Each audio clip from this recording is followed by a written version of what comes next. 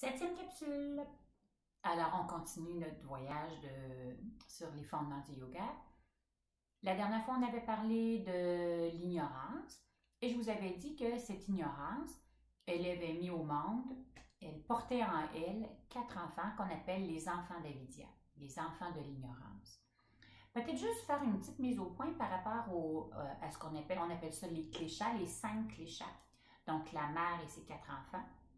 Ces 5 kleshas sont vraiment reliés à notre monde émotionnel.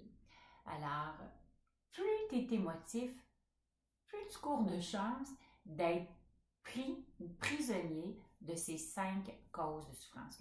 Alors aujourd'hui, ce que je voudrais, c'est de vous les nommer, vous les décortiquer juste un tout petit peu parce qu'on y reviendra plus tard, mais vous nommez les 5 causes de souffrance et vous dire également que ces 5 causes de souffrance-là, ils peuvent nous apporter des fois un petit peu de bonheur, parce que dans l'émotion, des fois, ça peut être agréable, mais ils nous apportent souvent de la souffrance parce que justement, elles viennent influencer nos comportements qui ne sont pas nécessairement toujours justes. Et puis, il y a aussi que les causes de souffrance à l'intérieur de nous, ils peuvent se manifester à 4 niveaux. Ils peuvent, et tantôt je vais vous parler de ces 4 niveaux-là. Mais pour commencer, nommons ces 5 kleshas, donc les 4 enfants de l'ignorance. La dernière fois, j'avais parlé de l'ignorance, Avidya, qui était comme un voile. La deuxième, c'est ce qu'on appelle asmita, qui veut dire l'ego. Connaissez-vous ça, l'ego, vous autres? Alors, l'ego, c'est ce qui pense toujours avoir raison. L'ego, c'est... Vous savez, l'ego, ça fait en sorte que parfois on est dans un conflit et on veut absolument gagner. Alors, et même si on sait quelque part que la petite voix intérieure qui nous dit, un peu, là, je suis à côté de la traque, là, ça me sert à quoi, là, de vouloir absolument gagner puis de perdre la paix?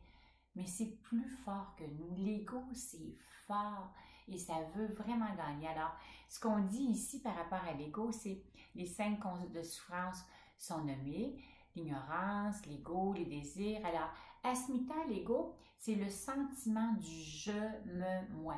Bien entendu, on peut relier ça à notre orgueil. Hein? Nous nous comparons sans cesse en plus ou en moins. Parce que ça aussi, c'est l'ego. On aurait tendance à dire l'ego, c'est de montrer qu'on est plus fin que tout le monde, mais l'ego, c'est aussi penser qu'on est moins que les autres. C'est aussi une question d'ego. Vous savez, là, chaque fois qu'on a la peur du ridicule, là, chaque fois qu'on a l'impression qu'on n'est pas, que nous, on n'est pas à notre place, là, ben, posez-vous la question. C'est probablement votre ego. C'est votre ego qui vous fait sentir que vous êtes moins qu'un autre. Ou encore que vous êtes plus fin que tout le monde et que vous avez raison. C'est le fameux ego qui nous joue des tours. Bon, avoir un peu d'ego, bien entendu, parce que toutes ces causes de souffrance-là, on dit que c'est quand même important qu'ils soient présents à l'intérieur de nous.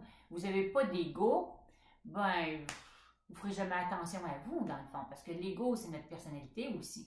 Prendre soin de nous, c'est un peu de notre ego. Essayer d'être au meilleur de nous-mêmes. Il y a un peu d'ego dans ça. Jusque-là, il n'y a pas de problème. C'est chaque fois que l'ego devient disproportionné et que ça nous empêche vraiment d'être en contact avec sa nature profonde que ça devient problématique. Ça, c'est la première cause, le premier enfant d'Avidya. Le deuxième et le troisième, on dit qu'ils sont vraiment interreliés. On pourrait dire que c'est comme une pièce de monnaie et c'est le pile et le face de la pièce de monnaie. Alors, ce sont raga et dvesha, qu'on appelle les désirs et l'aversion. Alors, je vous lis mon petit texte. Les désirs qui sont reliés aux désirs de toutes sortes, toutes les fois qu'on a une attraction, toutes les fois qu'on s'attache à quelque chose ou à quelqu'un par ignorance. Alors, vous savez, les désirs, c'est sans cesse croire que si on possède quelque chose, qui vient souvent de quelque chose d'extérieur, ça peut être un objet, mais ça peut aussi être une personne, enfin, on va être heureux. Alors, raga, c'est ce qui nous propulse continuellement à l'extérieur de nous. Il nous manque quelque chose.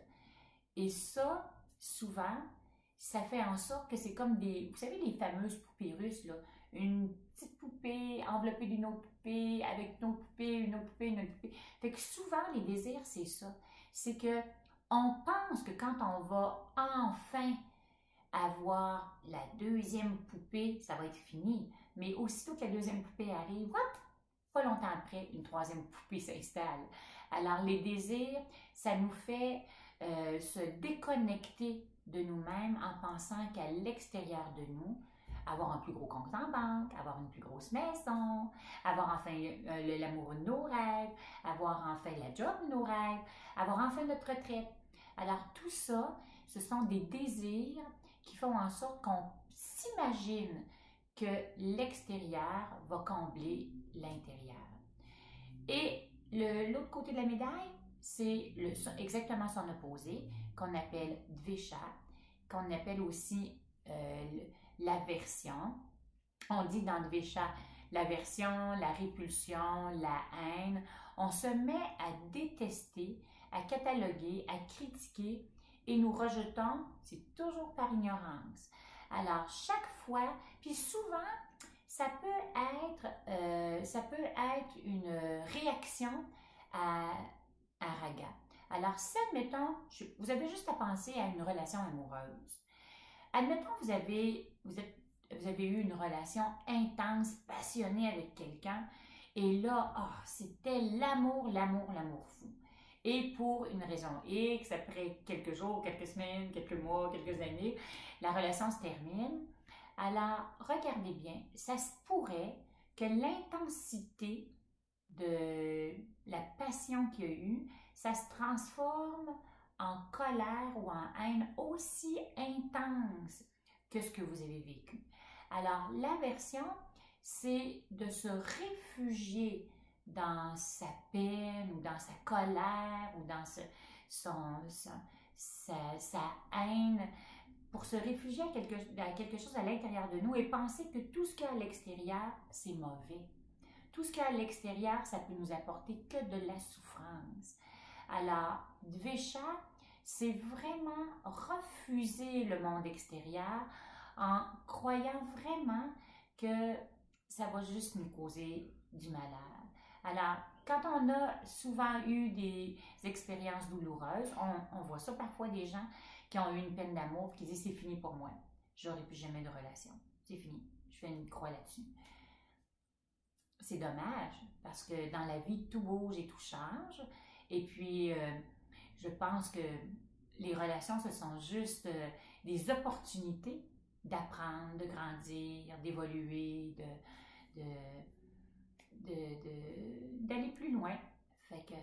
Fait qu'on devrait être ni dans trop de raga, ni dans trop de dvesha. Alors, les deux, on appelle ça en yoga, des paires d'opposés. Alors, si on est trop longtemps dans un côté, trop intensément, ça se peut que ça vienne basculer puis qu'on tombe dans l'autre excès qui n'est pas mieux un que l'autre. Alors, raga et dvesha, ce sont encore une fois des kleshas, des causes de souffrance. Et la dernière cause de souffrance, elle, on l'appelle abhinivesha. Abhinivesha, ça signifie les peurs. Alors, abhinivesha, les peurs ou encore les attachements. Parce que l'attachement et la peur, c'est un peu la même chose. Hein? Si j'ai trop d'attachement à quelque chose ou à quelqu'un, en même temps vient la peur de perdre cette chose ou cette personne. Alors, abhinivesha, qui amène souvent de l'insécurité. Nous vivons habités par des peurs de toutes sortes. Encore une fois, pourquoi? Par ignorance. Alors, les peurs, ça peut partir d'une toute petite peur à une des plus grandes peurs, la peur d'être éliminé, la peur de mourir. Alors, je pourrais vous décortiquer un peu plus en détail dans les prochaines rencontres, chacune d'elles, mais pour le moment, je voulais juste vous nommer les 5 causes de souffrance, donc l'ignorance, avidya, les peurs, l'ego, qu'on appelle asmita, les deux côtés de la médaille, qu'on appelle raga dvesha, désir et aversion, et la dernière qu'on appelle abhinivesha. Alors, ces 5 causes de souffrance, ils peuvent se manifester à 4 niveaux. ils peuvent être ce qu'on appelle endormis. On appelle ça prasupta. Alors, quand les causes de souffrance sont endormies, wow, la vie est belle. Alors, une chance que dans notre vie, parfois, les causes de souffrance sont endormies. Fait qu'on a l'impression qu'on a tout réglé dans notre vie, la vie est belle, ça va bien, je suis pas dans les peurs, je suis pas dans mon ego, j'ai l'impression de pas trop avoir, de pas porter de jugement sur personne, je suis pas dans l'attachement à rien, c'est comme tout va bien. Tant mieux. Souvent, quand on est dans cet espace qu'on appelle prasupta, quand les causes de souffrance sont endormies, alors, soit parce qu'on a eu une petite mini-pause, ou soit parce qu'on a fait un travail et qu'on continue de faire un travail sur soi pour essayer vraiment, mais vraiment, de laisser ces causes de souffrance-là endormies, comme la Belle au bois dormant, de les laisser vraiment endormies et ne pas les laisser se manifester. Ça, c'est la première étape. Tant mieux, c'est la plus belle. La deuxième étape, on l'appelle Tanu. Alors, Tanu, ça veut dire que les causes de souffrance, ils se présentent, ils se montrent le bout du nez de temps en temps. Alors, Tanu, ça veut dire qu'ils viennent de temps en temps s'installer, mais ils ne gèrent pas complètement notre vie. Moi, je pense que ça m'arrive encore très souvent d'avoir des causes de souffrance ténues. Alors, je les vois venir. Je me parle, puis là, je me dis, regarde l'ego qui est en train de s'installer. Oh, là, Lily, tu vois, tu le sens, là, il y a une peur qui est en train de s'installer. Ou là, tu es tombé dans le désir. Là. Tu veux trop d'affaires. Tu as l'impression qu'il faut que tu t'éparpilles. Et quand on pratique, puis qu'on pratique quotidiennement, probablement que les causes de souffrance auront plus de chances de vouloir arriver, mais qu'on aura assez de maîtrise et d'outils surtout pour ne pas les laisser prendre toute la place à l'intérieur de nous. Fait que les causes de souffrance sont ce qu'on appelle Tanu, se manifestent, mais comme il y a un travail qui se fait, ben on est capable d'être beaucoup plus vigilant et de ne pas les laisser prendre toute la place. OK. Et là, on monte. Les causes de souffrance, ils peuvent être ce qu'on appelle Vichinna. Vichinna, ça veut dire que les causes de souffrance, ils sont alternantes. Pourquoi qu'elles sont alternantes? Parce que je peux passer, admettons, je ne sais pas moi, d'un désir de posséder quelque chose, puis là, tout à coup, il arrive quelque chose qui vient me bousculer et hop, c'est l'ego qui vient s'installer. Alors, il y a comme une cause de souffrance qui vient s'installer parce qu'il y a une situation particulière qui la réveille. Alors, il y a, je ne sais pas moi, je dois donner une conférence. Alors, ça se peut que la peur s'installe avant de monter sur scène. Et là, ça prenne toute la place. Là. Même si j'ai fait un grand travail sur moi, il y a une cause de souffrance qui vient se manifester parce qu'il y a une situation particulière qui vient se manifester. Alors, on dit que la cause de souffrance, là, prend beaucoup plus de place parce qu'une situation X est en train d'arriver. La quatrième, alors, ça me fait presque de la peine de vous en parler parce que c'est quelque chose que j'ai vécu longtemps dans ma vie. Les causes de souffrance, ils sont Udaranam. Alors, Udaranam, c'est on est contrôlé par les causes de souffrance. On est prisonnier de notre monde émotif. Alors, on est soit dans les désirs, soit dans l'aversion, soit dans la peur, soit dans l'ego, soit dans l'ignorance, et on bascule de un à l'autre. Vous savez, là, les gens là, qui sont super de bonne humeur, mais tu as tout le temps l'impression là, que c'est comme un volcan qui risque de s'allumer à tout heure et moment. Les gens qui sont très émotifs, là, puis qu'on se dit, hé, tabarouette, là, ça va bien, mais il ne faut pas leur faire rien pour les faire changer. Parce que si on les confronte, attention.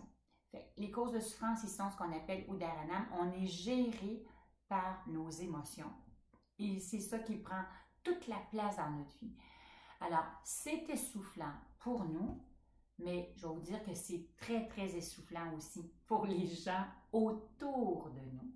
Parce qu'on est comme, on est contrôlé par nos émotions. Alors, les émotions sont tellement alimentées par tout ce qu'on vit tout le temps, continuellement, qu'on a l'impression qu'on est juste une boule d'émotions, puis que c'est ça, d'une journée à l'autre, d'une heure à l'autre, d'une minute à l'autre, on bascule continuellement, continuellement. Alors, le travail du yoga, c'est d'essayer de trouver une façon. Moi, j'ai tendance à dire que je suis quelqu'un qui est de nature très émotive. Alors, je me dois, pour mon bien-être, pour le bien-être des gens que j'aime autour de moi, de pratiquer. Parce que si je ne pratique pas, si je ne me dépose pas, ben, c'est pas long que j'ai envie de dire l'ancienne Lily, là, la Lily là, qui est émotive, là, la Lily qui tombe en réaction rapidement, là, et elle a tendance à revenir assez rapidement. Je te dis que les causes de souffrance, tu n'as pas besoin d'ouvrir la porte trop grande pour que ça se faufile.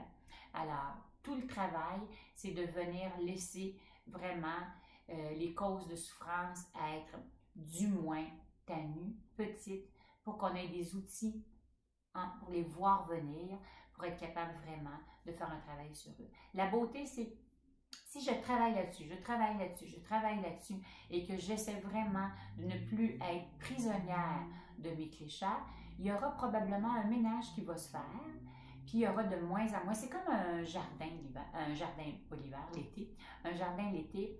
Si, admettons, tu es dans ton jardin, tu as semé plein de belles petites graines, et là, tu vas arroser à tous les jours, tout ça, et à un moment donné, pour une raison X, tu ne vas pas dans ton jardin pendant une semaine ou deux, et qu'il y a eu de la pluie, qui est allé arroser les jardins, mais tu n'es pas allé enlever les mauvaises herbes, tu t'en es pas occupé, ça se pourrait que quand tu vas arriver dans ton jardin soit envahi de mauvaises herbes.